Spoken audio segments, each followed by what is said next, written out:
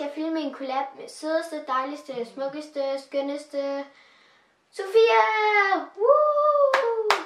Men ja, i dag der skal jeg bare filme en collab med Sofie, og det har vi gjort 2 andre gange før. Faktisk for et år siden, der lavede vi sådan en All Things You Need in the Summer, eller sådan noget, jeg tror at det var det hed. Og så lavede vi til nytår, der lavede vi sådan en nytårskollab, så hvis jeg har fulgt med rigtig lang tid, så har I nok set nogle af de videoer. Men ja, jeg synes selvfølgelig, I lige skal tjekke Sofie ud, og jeg har linket hende ned under, fordi at hun er simpelthen så dygtig. Jeg synes, hun tjener mange flere følgere, og hun er helt vildt dygtig til det, hun laver, og hun er mega sød og sjov og hyggelig at skrive med og sådan noget. Så jeg er helt klart lige gået ned og følge hende. Det vil gøre hende glad, og det vil gøre mig rigtig glad. Så ja. Og ja, hvis du kommer fra Sofies kanal, så hedder jeg Anna. Jeg er 11 år gammel og skal starte i 5. klasse ligesom Sofie, så ja. Og ja, vores kanaler, de minder sådan meget om hinanden, synes jeg, vi laver meget sådan de samme slags videoer og sådan noget. Og ja. Men i den her video, der kommer vi sådan begge to til at vise jer en madpakke-idé og 2 outfits, og så kommer Sofie til at vise jer 2 DIYs. Jeg kan ikke lige huske, om det var 1 eller 2, jeg tror det var 2. Og så kommer jeg til at vise jer sådan mit back to school haul, fordi at, ja. Yeah. Sofie, hun er mega god til at finde på sådan noget DIY, noget det er ikke, og så havde jeg lige købt nogle nye ting, og så tænkte jeg, så passer det meget godt, og så var der sådan lige lidt forskelligt, så det hele ikke bare lige var det samme, hvis I forstår. Så ja, jeg håber egentlig bare, I vil se vores sådan lille collab her, fordi at jeg ved, at vi begge to bruger rigtig lang tid på at lave de her sådan videoer, fordi at der er virkelig mange forskellige ting, man skal filme, og det hele, det tager bare rigtig lang tid, og så skal man også redigere det, og man skal lave alt muligt, og det kan man altså godt bruge rimelig mange dage på, så jeg håber, I vil nyde de her videoer. Og vi har arbejdet rigtig meget for at lægge dem op, og så I bliver glade, forhåbentlig. Og ja, nu tror jeg har snakket alt for meget, så ja, lad os egentlig bare til at komme i gang.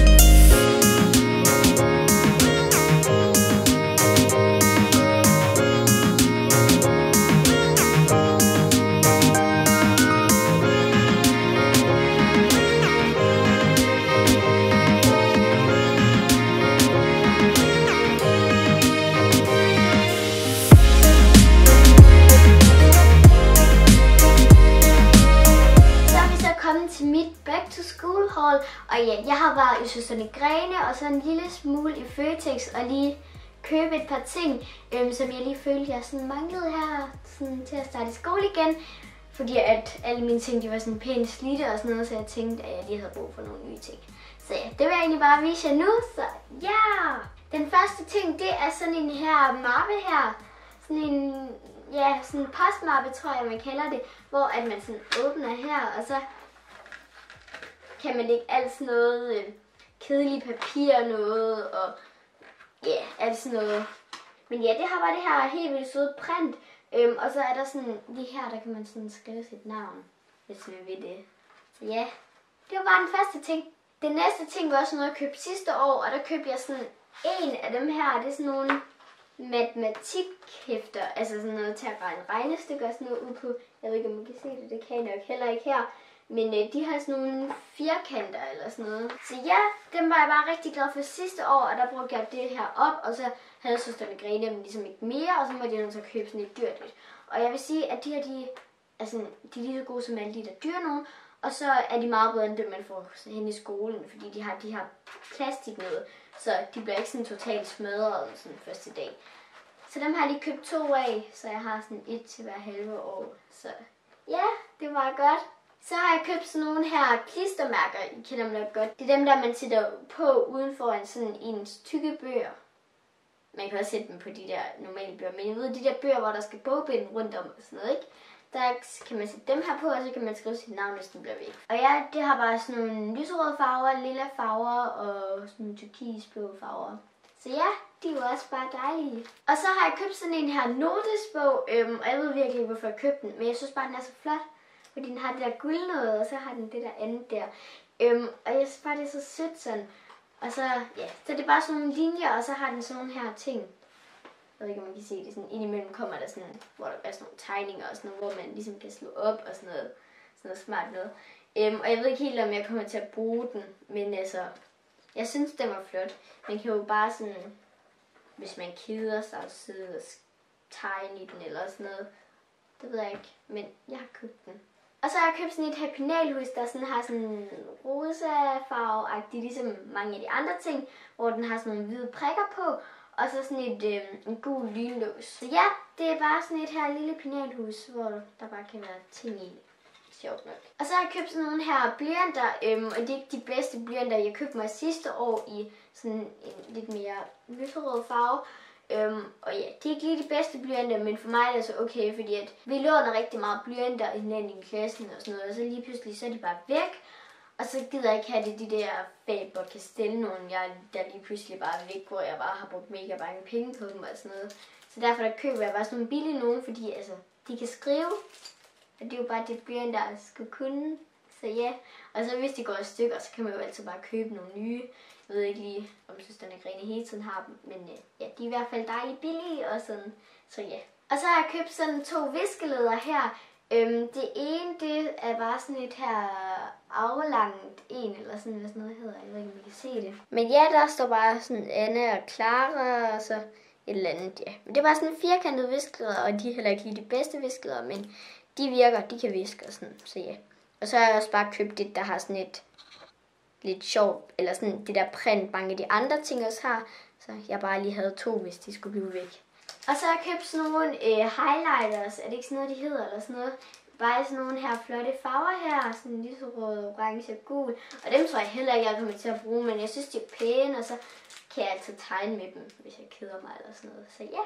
Og så har jeg købt sådan 2 sådan nogle, jeg ved godt, de der bogbind, hvor det her det er bare sådan noget stof, så man ligesom kan bruge dem flere gange. Og jeg har også et par stykker inde i skabet, jeg tænkte, eller inde i mit skab, og jeg tænkte bare, at jeg godt kunne bruge nogle flere.